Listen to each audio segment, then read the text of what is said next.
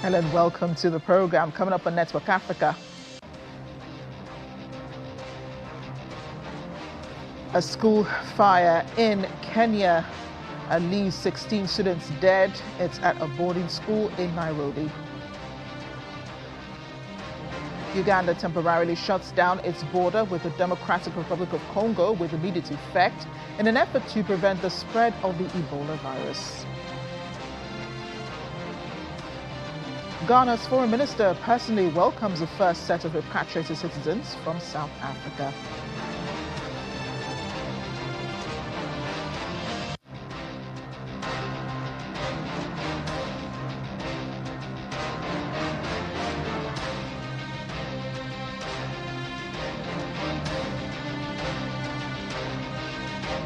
Hello everyone, and thanks for staying with us. I'm Amarachi Ubani. We begin with tragedy in Kenya, where at least 16 students have been killed after a devastating fire ripped through a boarding school dormitory in Gilgil, west of the capital, Nairobi. The blaze broke out in the early hours of today while students were asleep, sending panicked children fleeing into the night as flames engulfed the building. Dozens of students were injured, with some forced to jump from upper floors to escape the fire. Authorities say several victims remain in hospital as search and rescue operations also continue. Police have cordoned off the school as investigators work to determine the cause of the deadly inferno. Burkina Faso's military authorities are escalating their crackdown on dissent as they suspend the country's largest student union and detain its leader in a sweeping security operation. A government decree accuses the General Union of Students of Burkina of advocating terrorism, banning it from operating for 3 months. Security forces have also arrested the union's president and other members after reports of an overnight raid on their headquarters in Ouagadougou. The junta is intensifying pressure on civil society, with nearly 1,000 groups disbanded or suspended in recent weeks. Human Rights Watch condemns the move, warning that silence in students will only deepen Burkina Faso's political and security crisis. Let's check in on the Ebola virus outbreak in the DRC, which is moving to expand its fight against the deadly outbreak. Health authorities now seeking access to experimental treatments from the United States. Health Minister Roger Kamba confirms that Kinshasa has formally requested monoclonal antibody materials, saying the drug was developed for previous Ebola strains and may work against multiple variants. He says the government plans to begin controlled clinical trials as no approved treatment currently exists for the Bundi-Buyo strain driving part of the outbreak. Officials report around 1,000 suspected cases with more than 100 confirmed infections and dozens of deaths across the 3 provinces. A regional response plan worth hundreds of millions of dollars is now being coordinated with neighboring countries and international health partners as the outbreak spreads.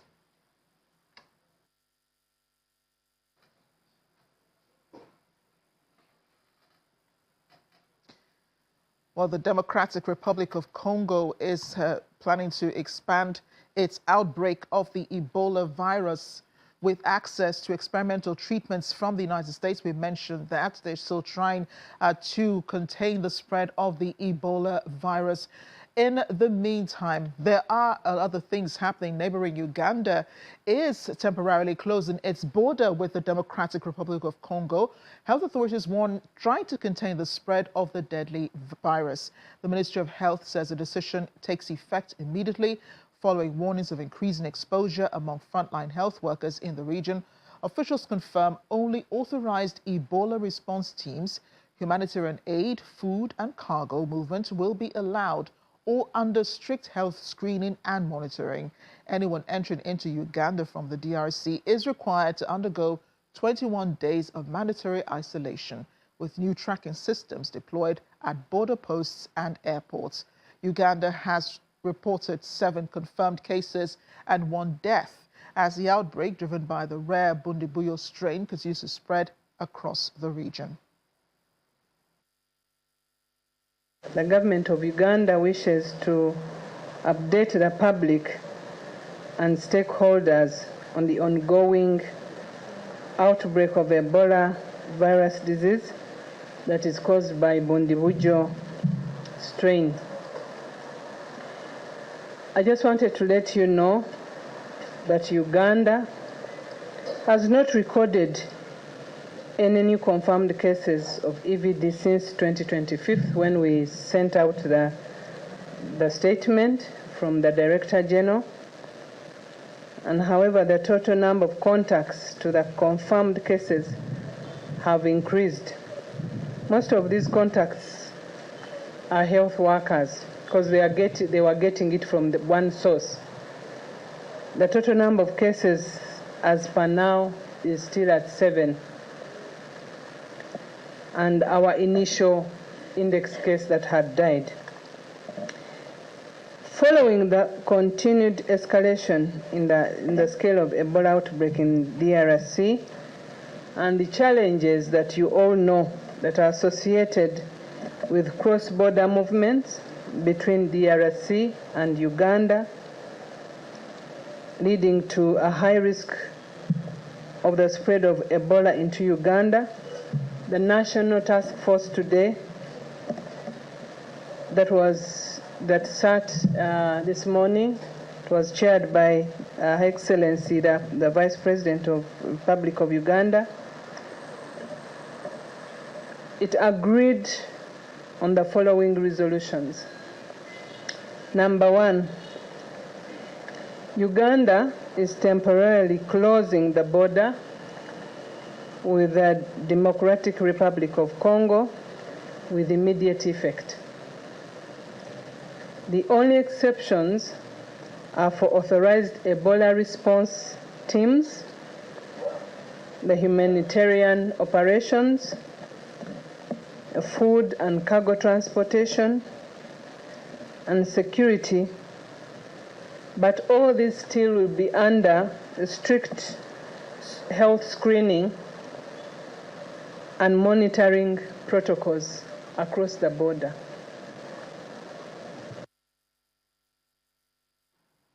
Let's cross over to Ghana, which has welcomed hundreds of citizens evacuated from South Africa amid escalating anti-immigrant tensions and fears of xenophobic violence. Foreign Minister Samuel Ablakwa greeted the first group of 297 evacuees in Accra, delivering a strong message that Ghanaians are loved, valued and protected by their government. The evacuation follows weeks of anti-foreigner protests in South Africa, where migrants are being blamed for unemployment, crime and housing pressures. Some returning citizens describe violent attacks and losses, with reports of assaults, injuries and forced abandonment of belongings during the escalating unrest. With more than 800 people registered for evacuation, Ghana is preparing a second repatriation flight as diplomatic tensions continue to rise between the two nations. To welcome all of you to Ghana, your own country, to the motherland.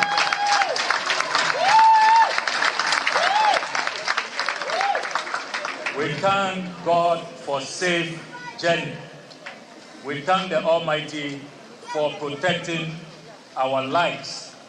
And we thank Him for giving us a leader in the person of His Excellency John Dramani Mahama, who values the life of Ghanaians. Today, the Mahama administration is demonstrating that wherever Ghanaians are, we will make sure you are protected, your dignity is respected, and we will go to the length of this world to bring you back home safely. Sort of xenophobic attack is all about South Africans saying that we foreigners, we are taking their job, so we must go back home. And then some of the experiences was that those times I was doing Uber, they hijacked me and they shot me, and then they shot me many times, but then by the grace of God, I was able to have a sustainable life. And then as I'm speaking to you, I still got a bullet in my spine, which I need to do some sort of operation. But then I'm feeling better by the grace of God. So those are some of the experiences which I went through. I don't really have the document to work there, but I got something to hold it and walk around the the country, but I'm not supposed to use that paper to work. Yeah, and I was a hairdresser. I was working in the salon in the South Africa. When I went there, I didn't get even 1 year, and then they started chasing the foreigners away. But they didn't do it as if they are serious. And then later, yeah, they become serious that we are taking their job, so we should go to our country.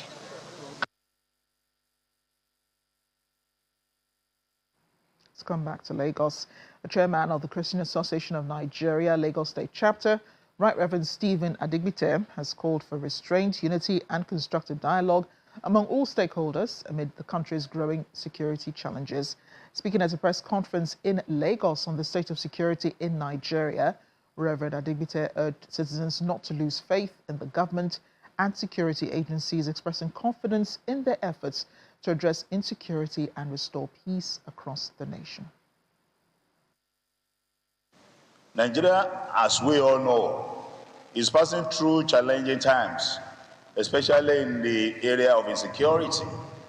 The recent incidents of kidnapping and attacks in parts of our country, including the unfortunate adoption of school children in Oyo State, have understandably generated anxiety among citizens.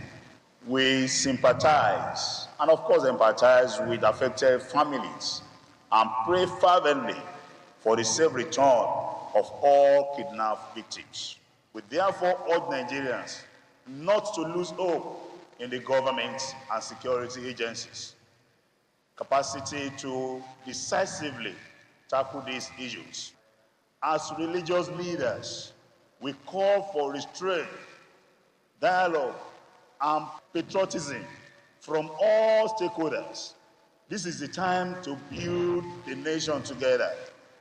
And I repeat, this is the time to build the nation together and not to pull it apart. We encourage political actors and interest groups to pursue legitimate aspirations through democratic means and constitutional processes. Still ahead on Network Africa.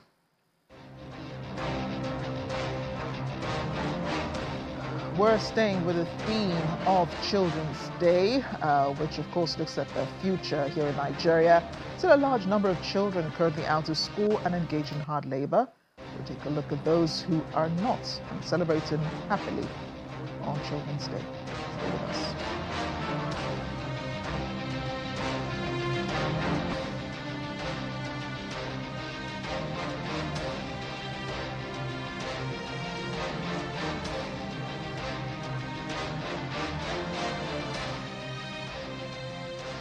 Welcome back to Network Africa. It's been a day after Children's Day, but the president's message to the children still resonates. His pledge that his administration will not rest until all abducted children and teachers held in captivity in Oyo and Borno states are safely returned.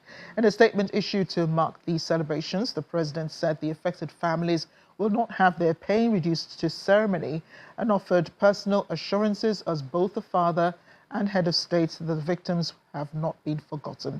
The president announced that he has directed all relevant security agencies to sustain and intensify coordinated rescue operations for the abducted children and other vulnerable citizens across the country, insisting that such operations must be intelligence-led and carefully executed with the safe recovery of victims as the primary objective.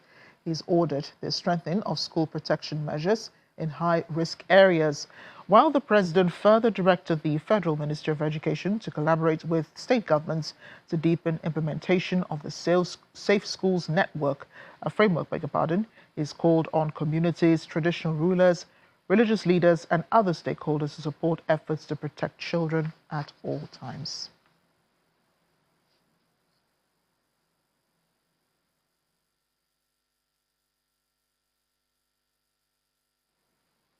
So May 27th, of course, is the International Day of Children, stated by the United Nations, a day usually defined by celebratory speeches and promises of a bright future. However, with over 24 million children in Nigeria currently engaged in child labor and more than 18 million others out of school, experts say it's time to move away from empty promises and focus on actual survival tools, from digital literacy to emotional resilience. This report pulls back the curtains on how to prepare our children for new global realities. Children's Day is here. Naturally, the airwaves are flooded with standard footage of school march pasts and generic political speeches about the leaders of tomorrow. You are the leaders, doctors, teachers, and innovators of tomorrow. But given our current economic climate, tomorrow is arriving faster and harder than ever. Current realities and aggregate statistics paint a grim picture. Over 24.6 million Nigerian children aged 5 to 17 are engaged in child labor, with estimates showing over 18 million kids currently out of school. The theme for this year's 2026 Children's Day celebration is Future Now, promoting inclusion for every Nigerian child. If this generation is to do more than just survive, they must be prepared to out-innovate, out-endure and harness their potential despite staggering odds. We need creative thinking, we need innovators, and all of these things start when a child is still young. You can introduce them to concepts and ideas through images, through simple words, through beautifully produced books, and also through activities that are attractive to them. According to experts, deliberate efforts must move away from the usual platitudes and look at the concrete skills, emotional resilience and structural shifts required to build a future-proof child in Nigeria for today's world. The idea is to be able to build or develop children that can function anywhere they find themselves, regardless of the country, Nigeria, overseas and all that.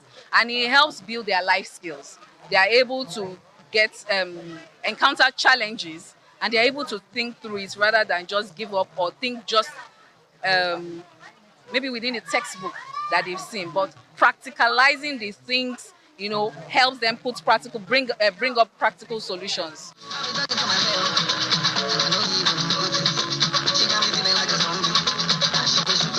What kind of art and entertainment are our children actually consuming? For a country with such a vibrant creative industry, there is a severe shortage of targeted programming and content for millions of Nigerian children. Even on special occasions, only a few select institutions consciously try to fill this gap. We really have to be intentional about ensuring we have more for children. According to acclaimed filmmaker Niyi Akimolayan, this is a failure on multiple fronts. If we're not making quality children and family content, we will not make a case for why those things should be out there. Everyone has a role to play. The British government spends over £1 billion every year on CBBS, all those children programming. That is why there's Peppa Pig everywhere in the world. That is why your kids want to speak British English. Meanwhile, the children themselves are eager, practically begging to be trained and developed. I would like to tell them that they should always take care of their children so that they can eat the fruit of their labor, and they should enjoy more from them. True inclusion means giving children in rural or marginalized spaces the exact same survival tools as those in urban private schools. Clearly, on a day dedicated to their future, society must stop talking, decide on a path forward, and take immediate action in their best interest. And we'd like to revisit one of our top stories this hour, which is Ghana welcoming hundreds of citizens evacuated from South Africa amid escalating anti-immigrant tensions and fears of xenophobic violence. The Foreign Minister Samuel Ablakwa was at the airport to receive the first group of 297 evacuees in Accra, delivering a strong message that Ghanaians are loved, valued and protected by their governments. This evacuation follows weeks of anti-foreigner protests in South Africa, where migrants are being blamed for unemployment, crime and housing pressures. Well, some of the returnees spoke about the tensions they have experienced in South Africa. With more than 800 people registered for evacuation, Ghana is preparing a second repatriation flight as diplomatic tensions continue to rise between the two nations.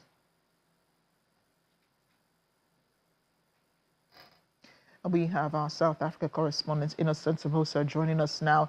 Innocent, this must be, quite difficult for you, having to report on, what's currently going on in your country, the attacks on the immigrants in South Africa, and then having to balance that with, countries that are supposed to be friendly with South Africa. I know that Ghana and South Africa do have some really good relations.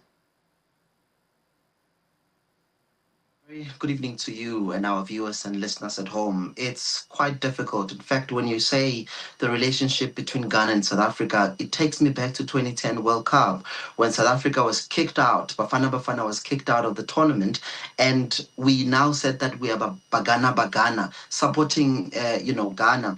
Now, this happening, it's quite disappointing. It's quite devastating. It shouldn't be happening.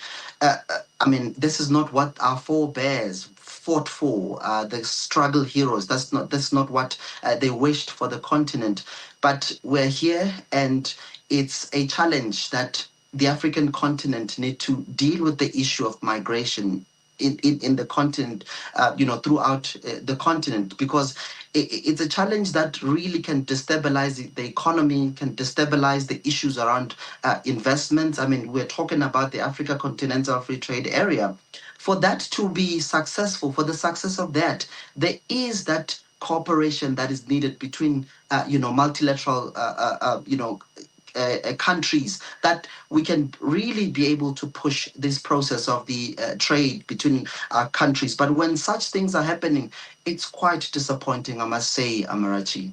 Yeah, and I know that, the South African government did say recently that it has, I think, it repatriated over 200,000 irregular migrants from South Africa. That should be a little appeasing, to those who are calling for these irregular migrants to be kicked out of the country. But in this manner in which they're leaving for Ghana, receiving those who have been repatriated, at least, how many of them are they? Again, I'm sorry, I just briefly forget. Oh, nearly 300 people, and then they have 800 on a waiting list set to leave the country. This is really not how they're supposed to leave, right? There's supposed to be some processes they're going through. So just help us understand, whether they will be allowed back into South Africa, whether their businesses will still be thriving. Does the government take over, those businesses, their properties, things that they left behind in South Africa? Indeed, Amarachi, in fact, it's not clear what happens then to their businesses, to their properties, and whether or not they are going to come back after fixing their papers, because we're hearing from the Border Management Agency in the country that from that 300, only 10 people had their papers in order. But the challenge here is that it's not the papers in order. It is our home affairs here in the country that is quite corrupt, and the queues are long, and the services are not, the systems of home affairs is just, flawed. So hence we find ourselves here.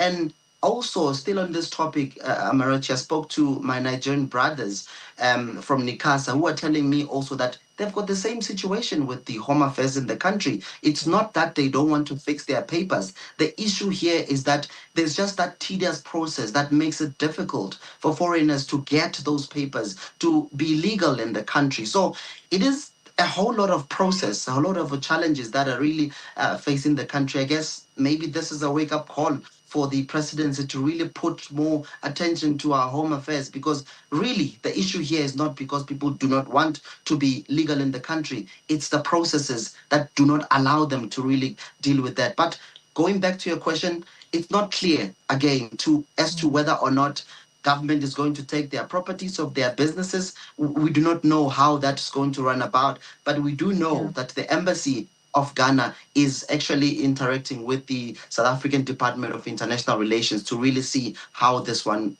will play out, Amarachi.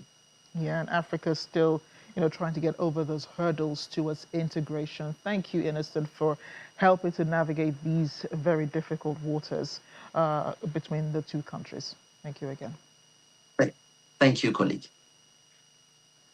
We're still in the Eid season. Burkina Faso's leader, Ibrahim Traoré, marked the prayers on Wednesday with the other members of his cabinet in the capital, Ouagadougou, using the occasion to deliver a strong message of national unity and security. He prayed alongside worshippers as he commended Burkina Faso's fighting forces for what he calls remarkable work in reclaiming territory from armed groups. He also praised international security forces for maintaining peace in urban areas, allowing citizens to celebrate the holiday despite ongoing security pressures. Burkina Faso's leader urged citizens to remain focused on what he calls the common enemy, warning against diversion that could undermine military efforts. His address comes amid heightened insecurity across Ouagadougou following last month's attacks in neighboring Mali.